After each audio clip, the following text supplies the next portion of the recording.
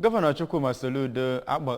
enyego ndị ntorobịa ndụmọdụ ka ha na-akwado ndị ndu ga-enye ha ezigbo ntụziaka ga-abara obodo uru. Govano Soludo nyere ya bụ ndụmọdụ n'ọgbakọ ekpere na oriri ntụrụ ugo nke ndị ntorobịa Anambra chịkọbara site n'aka United Anambra Youth Assembly, United Anambra Women Assembly nakwa otu Anambra Mandate for Good Governance. Emmanuel Chigbata jere ya bụ ọgbakọ wee wetara anyị akụkọ ịga n'ugbu a.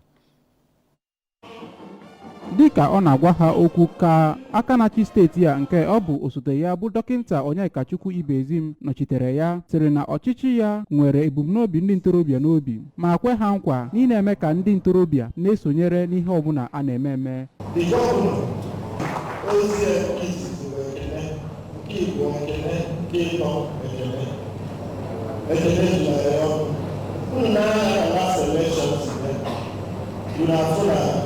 Ndị Anambra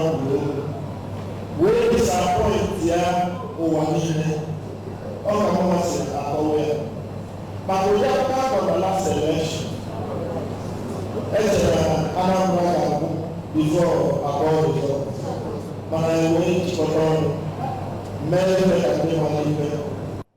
N'akụkụ ya ka onye chịkọbara ya bụ mmemme bụ Chief Obidigwe kelere United Anambra Youth Assembly, United Anambra Women Assembly nakwa Anambra Mandate for Good Governance maka ikwudosiri apụgaghị ike ma yara ile obi ha na ntụliaka nke mere n'afọ gara aga ma kwue na ọkammụta Soludo abịago ka o mee ka obodo dị mma. Ya bụ onye omeiwu kelere akachibugoro steeti a bụ Willie Obianọ nakwa ndị niile nọ n'otu pati apụga maka inye ha ọkammụta Soludo ma kwue na otu ahụ abụrụgo otu kwudogosiri ike eri eji wee guzobe ya ma kpee ekpere ka ọ na-agakwa n'ihu etu o kwesịrị. Chief Obidigwe kelere Gọvanọ Soludo maka etu o si wepụta ndị kọmishọnas na steeti a ma kwue na ọ bụ ihe ejiri mara ndị apụga ma kpọkwue ndị ntorobịa ka ha na-enye ya ezigbo nkwado n'ọchịchị ya. Ya bụ mmemme nke were ọnọdụ na Prọfesọ Dora Akụnyele Women Development Center Ọka